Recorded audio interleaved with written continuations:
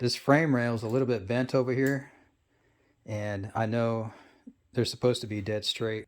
So here's my final setup, guys. This frame rail was over about 1.5 inches. It wasn't crumpled or anything. It wasn't kinked, so everything looked good. However, in the process, I did damage the fender skirt. And so you can see here what I have is a triangle. What I'm trying to do is pull the frame rail against the car itself, but I didn't want to damage this side. So you see I'm pulling and I'm pushing from this side. So basically the only thing I'm doing over here is squeezing that frame rail. So that's very strong over there. I'm not worried about it.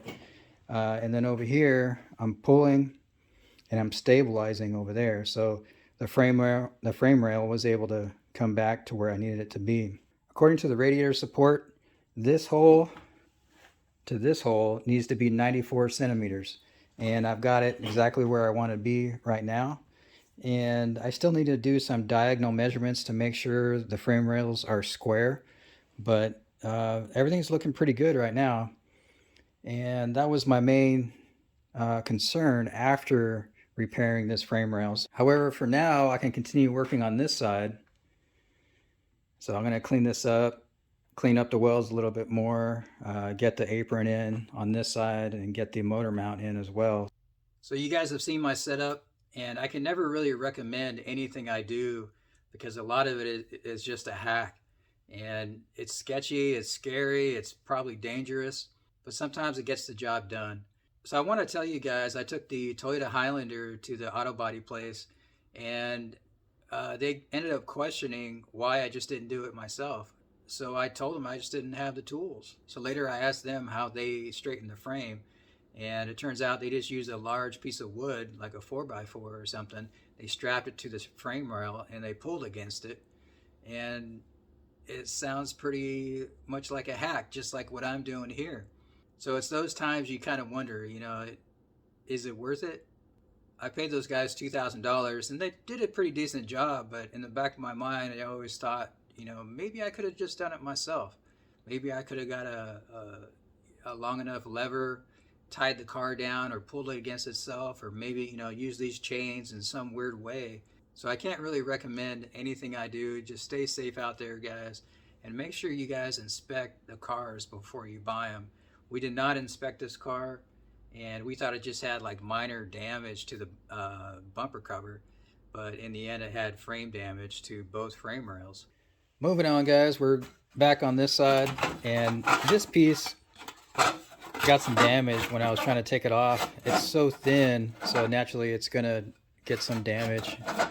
You can see all these circles right here where I went too deep.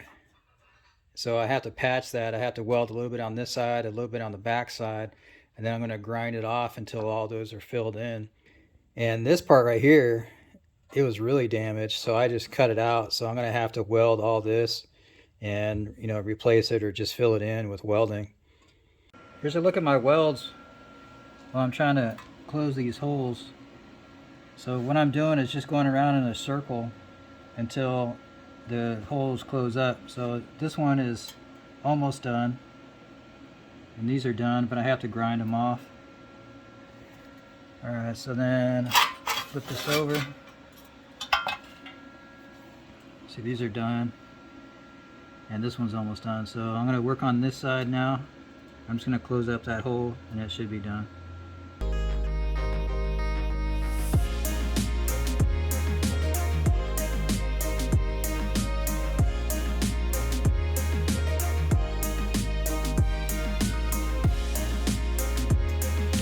And so these areas here, I had to fill in the hole, so I welded it a lot from the outside and from the inside.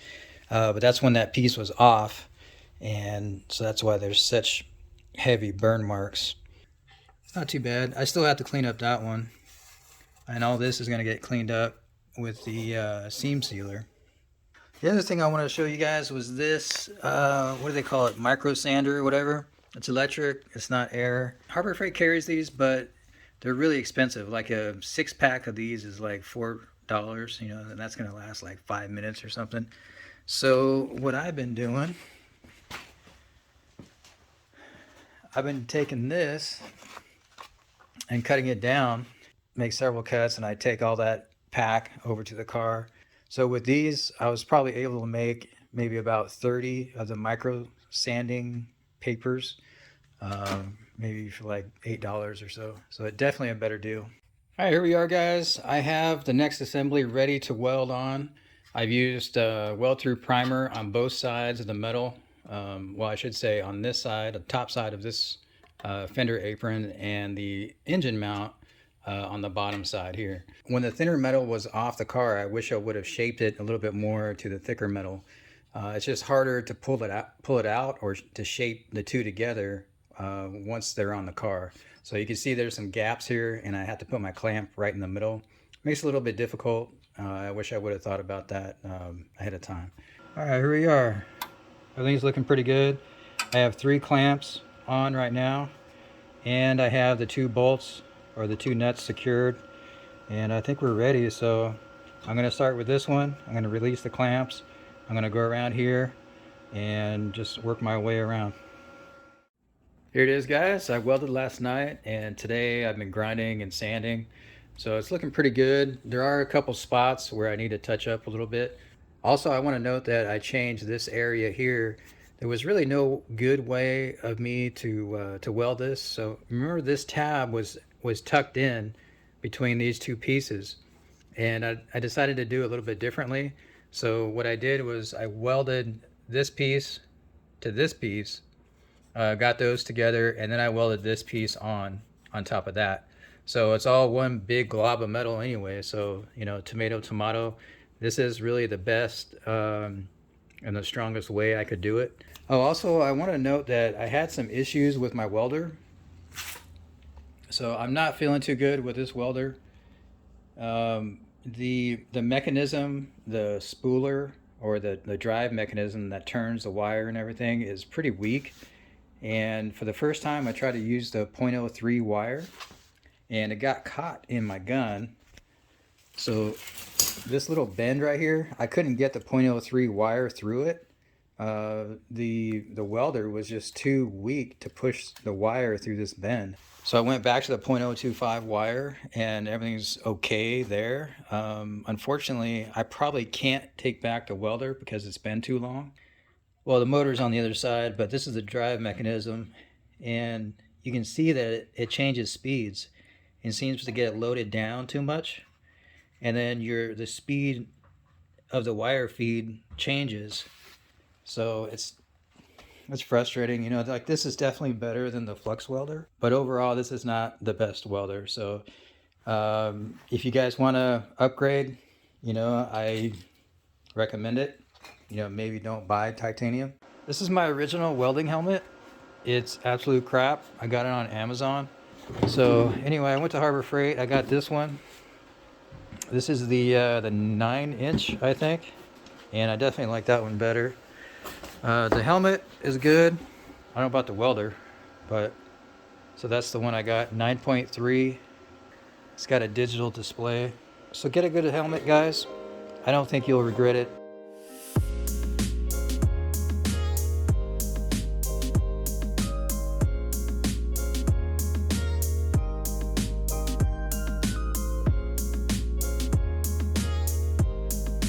We're just about ready to put the engine back in, so it's looking pretty good. All right, we're getting back on it here. I'm taking a break from the painting and all that stuff. So I want you guys to notice something, that this radiator support, which goes here, okay, this angle is vertical and all of this is not. So not only is it vertical, but it's way off from where I need it to be. So even though the fender is pretty much straight, where it mounts up is all bent. So all this has to be bent back. I don't have the best lighting here in the basement, but you can see here the fender has like a 90-degree bend right here. So the fender goes in 90 degrees, and then from there it's like another 90 degrees. So I think I could duplicate that on the old fender. Everything's looking better on this side. I put the 90-degree corner on the fender just as the other one is, and I put the 90 degrees on this corner as well, and everything's lining up here. It's not perfect, but you know, we might have to do a little bit of tweaking once the bumper cover is on. When I pulled this frame rail back into position, I dented it. So I'm going to try to pull that out. And I don't have a slide hammer, so I'm going to pull against my ratchet strap. Actually, I broke it. So I'm going to just tie it right here to my hammer, take a few swings at it, and pull it out. It already came out a little bit, so I know it's working, but I don't know how well it's going to work. I just got to take my time and pull it all out.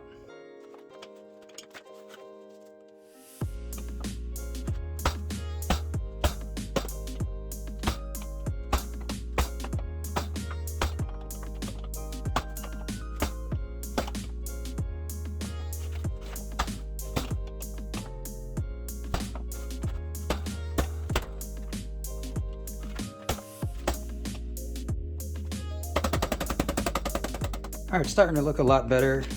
Before, this whole area was kind of collapsed, and I'm gonna keep tweaking it. I gotta squeeze this area here, and then looks like I gotta weld it up a little bit. Part of the issue is that this is pulling on the edge. Every time I pull on it, it doesn't really hit the back of the metal. It pulls on the edge like that. Well guys, I'm gonna set a little goal for myself. I'm gonna try to finish this framework and body work and stuff like that tonight. And I'm not saying everything's gonna be done, but majority of it I think is gonna be done. And I'm gonna try to put the engine back in and start the car by tonight. So fingers crossed, we'll see how it goes.